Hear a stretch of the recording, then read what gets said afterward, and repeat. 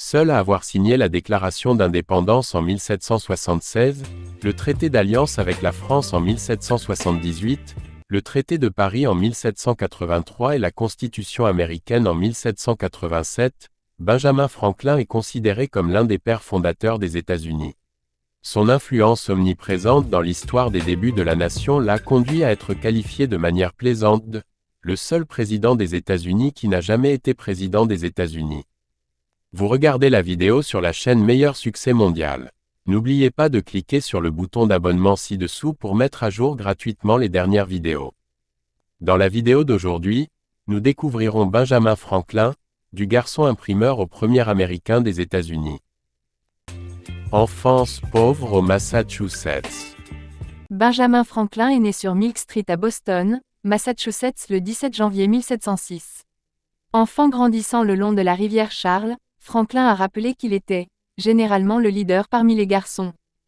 Il était le 15e fils et le plus jeune enfant d'une famille de 17e enfants. Les ancêtres de Benjamin vivaient en Angleterre. Seul le père de Benjamin, Josiah, a déménagé aux États-Unis.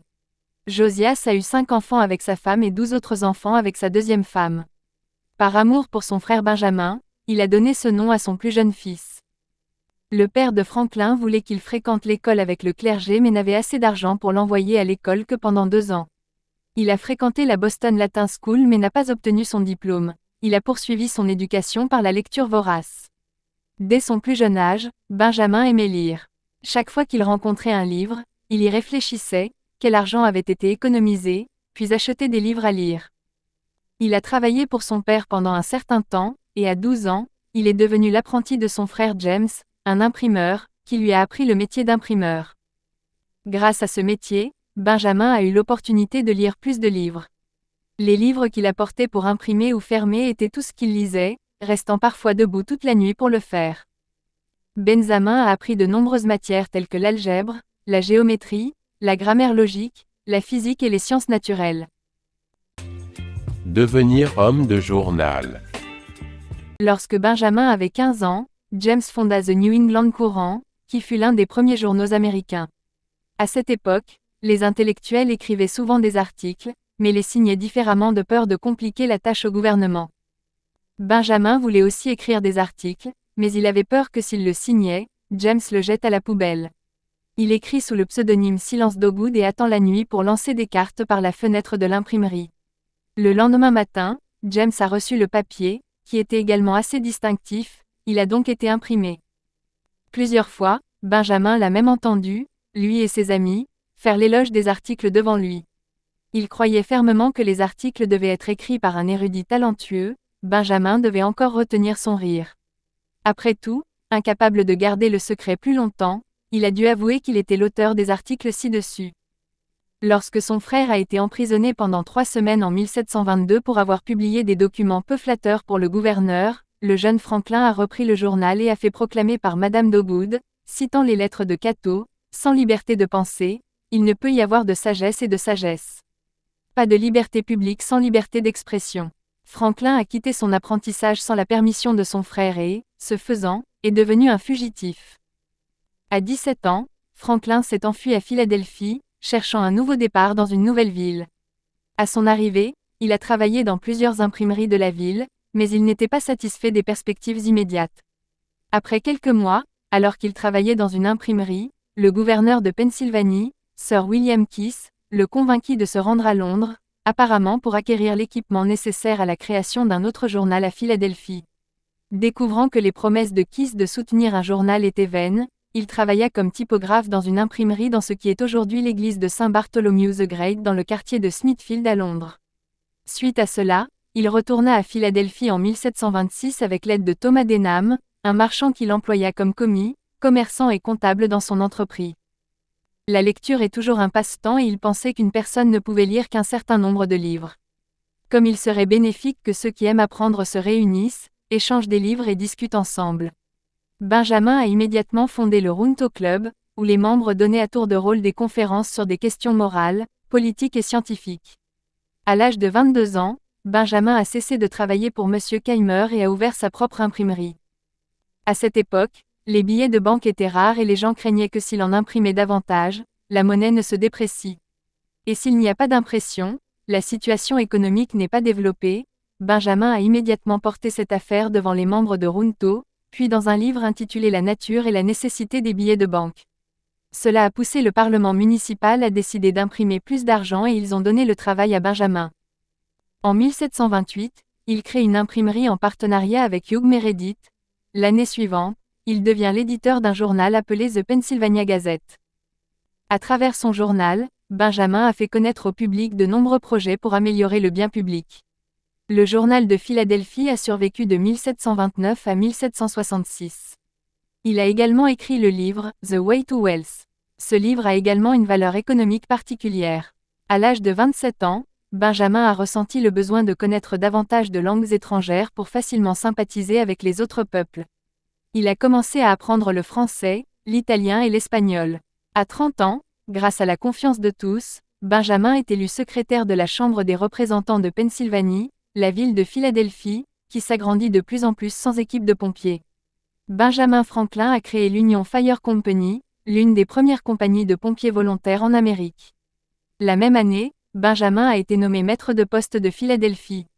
Sa façon efficace de travailler attira l'attention du gouvernement britannique, si bien que plus tard, en 1753, il devint sous-ministre général des postes de toutes les colonies d'Amérique du Nord. Benjamin a grandement amélioré le service postal, augmentant la vitesse du courrier en utilisant les navires les plus rapides à travers l'océan Atlantique. Pour le courrier régional, il employait des cavaliers pour livrer le courrier jour et nuit. Benjamin a également aidé le Canada à établir le premier service postal. En 1743, parce que la Runto était sous-développée, Benjamin proposa la création de l'American Philosophical Society, composée de personnes morales et bien informées de diverses colonies d'Amérique du Nord. Cette association a été construite et fonctionnait selon le style de la Royal Scientific Society de Grande-Bretagne et Benjamin en a été élu secrétaire. De nombreuses personnes ont demandé à adhérer et ont communiqué principalement par courrier, et le siège de l'association est situé à Philadelphie. Des inventions scientifiques de pointe. Franklin était un inventeur prodigieux. Parmi ses nombreuses créations figuraient le paratonnerre, le réchaud Franklin, les lunettes bifocales et la sonde urinaire flexible. Il n'a jamais breveté ses inventions. Dans son autobiographie, il écrit « Comme nous bénéficions de grands avantages des inventions des autres, nous devrions être heureux d'avoir l'opportunité de servir les autres par n'importe laquelle de nos inventions. Et cela, nous devrions le faire librement et généreusement. » Électricité. Franklin a commencé à explorer le phénomène de l'électricité en 1746 lorsqu'il a vu certaines des conférences d'Archibald Spencer utilisant l'électricité statique pour les illustrations. Il a proposé que l'électricité, vitreux et résineux, n'était pas différents types de fluide électrique, comme on appelait alors l'électricité, mais le même fluide sous différentes pressions. La même proposition a été faite indépendamment la même année par William Watson. Il a été le premier à les étiqueter respectivement comme positif et négatif, et il a été le premier à découvrir le principe de la conservation de la charge. En 1748, il construisit un condensateur à plaques multiples, qu'il appela une batterie électrique, pas une vraie batterie comme la pile de Volta, en plaçant 11 panneaux de verre pris en sandwich entre des plaques de plomb, suspendus avec des cordons de soie et reliés par des fils. Expérience de cerf-volant et paratonnerre. Franklin a publié une proposition d'expérience pour prouver que la foudre est de l'électricité en faisant voler un cerf-volant dans une tempête. Le 10 mai 1752, Thomas-François d'Alibard de France a mené l'expérience de Franklin en utilisant une tige de fer de 40 pieds de haut, 12 mètres, au lieu d'un cerf-volant, et il a extrait des étincelles électriques d'un nuage. Le 15 juin 1752, Franklin a peut-être mené son expérience de cerf-volant bien connue à Philadelphie, en extrayant avec succès des étincelles d'un nuage. Les expériences électriques de Franklin ont conduit à son invention du paratonnerre. Il a supposé que cela pourrait aider à protéger les bâtiments de la foudre en attachant des tiges de fer verticales, aiguisées comme une aiguille dorée pour empêcher la rouille, et du pied de ces tiges un fil à l'extérieur du bâtiment dans le sol. Ces bâtons pointus n'attireraient-ils pas silencieusement le feu électrique d'un nuage avant qu'il ne s'approche suffisamment pour frapper, et ainsi nous protéger de ce méfait le plus soudain et le plus terrible?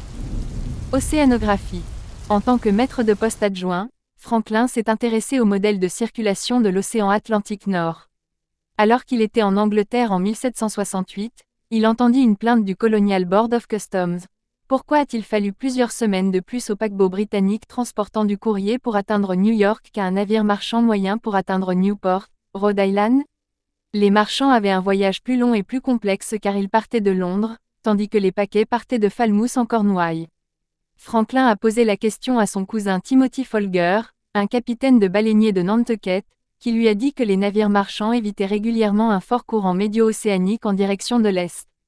Les capitaines de paquets de courrier y ont navigué morts, combattant ainsi un courant contraire de 3 miles par heure, 5 km/h. Franklin a travaillé avec Folger et d'autres capitaines de navires expérimentés, en apprenant suffisamment pour cartographier le courant et le nommer le Gulf Stream, par lequel il est encore connu aujourd'hui. Grand diplomate américain. En octobre 1748, il est choisi comme conseiller municipal. En juin 1749, il devint juge de paix de Philadelphie, et en 1751, il fut élu à l'Assemblée de Pennsylvanie.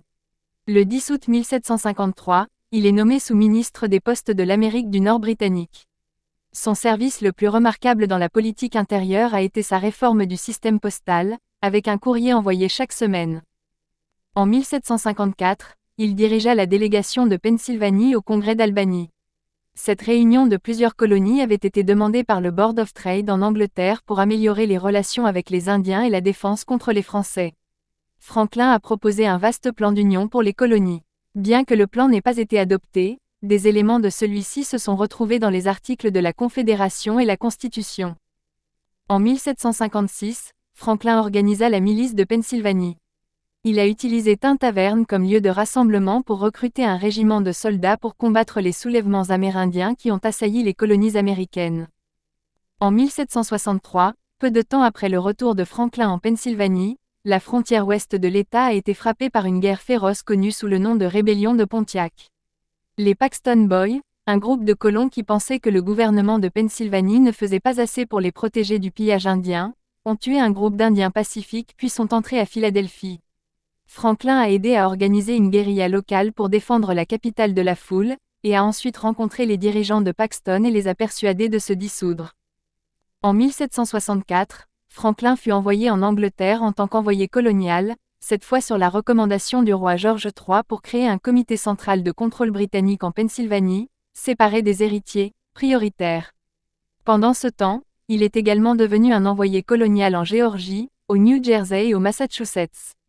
À Londres, il s'est opposé avec véhémence au Stamp Act, malgré les accusations de diverses factions aux États-Unis selon lesquelles il était impliqué dans son élaboration. Son opposition à la loi sur le timbre, puis à la loi Townshend de 1767, a conduit à la fin de son rêve de devenir un fonctionnaire du gouvernement britannique et de son alliance avec les factions indépendantistes de la colonie. En juin 1776, il est nommé membre du comité des 5 qui rédige la déclaration d'indépendance. Bien qu'il ait été temporairement handicapé par la goutte et incapable d'assister à la plupart des réunions du comité, il a apporté plusieurs modifications, petites mais importantes, au projet que lui a envoyé Thomas Jefferson. Le 26 octobre 1776, Franklin est envoyé en France comme commissaire pour les États-Unis. Franklin est resté en France jusqu'en 1785. Il a mené les affaires de son pays envers la nation française avec un grand succès, notamment en obtenant une alliance militaire critique en 1778 et en signant le traité de Paris de 1783. Le fondateur a été respecté dans le monde entier. En juin 1776, il est nommé membre du comité des 5 qui rédige la déclaration d'indépendance. Bien qu'il ait été temporairement handicapé par la goutte et incapable d'assister à la plupart des réunions du comité, il a apporté plusieurs modifications, petites mais importantes, au projet qui lui a été envoyé par Thomas Jefferson. En 1785, Benjamin Franklin retourna à Philadelphie et fut de nouveau nommé président de ce conseil municipal, élu gouverneur de Pennsylvanie. Il a été réélu au bureau en 1786 et 1787. En outre, Franklin a également joué un rôle déterminant dans l'opposition au régime en vigueur dans les Amériques. En 1787, la Pennsylvanie nomma Benjamin Franklin, alors âgé de 81 ans, à la Convention constitutionnelle. Les délégués se sont réunis à Independence Street et ont rédigé la Constitution américaine. À cette époque, Franklin était le plus ancien délégué à la Convention. Une mauvaise santé et un âge avancé ne lui ont pas permis de participer activement aux activités, mais la sagesse et les connaissances ont aidé à faire démarrer la Convention. Célébrer la Convention constitutionnelle était son dernier service public, mais malgré son âge, il s'intéressait toujours aux affaires nationales. Il était ravi de voir George Washington prendre ses fonctions de premier président des États-Unis. Benjamin Franklin est décédé d'une attaque pleurétique à son domicile de Philadelphie le 17 avril 1790. Il était âgé de 84 ans au moment de sa mort. Environ 20 000 personnes ont assisté à ses funérailles. Il a été inhumé au Christ Church Burial Ground à Philadelphie. En apprenant sa mort, l'Assemblée constitutionnelle de la France révolutionnaire est entrée en état de deuil pendant une période de 3 jours, et des services commémoratifs ont été organisés en l'honneur de Franklin dans tout le pays, et le Congrès américain a décidé de le pleurer pendant un mois pour rendre hommage à un citoyen qui a apporté une grande contribution au pays, à la science. Avec liberté et avec humanité. Les gens l'appelaient le premier Américain et mettaient sa photo sur le billet de $100. Merci d'avoir regardé la vidéo sur la chaîne Meilleur Succès Mondial. N'oubliez pas de cliquer sur le bouton d'abonnement ci-dessous pour soutenir le groupe.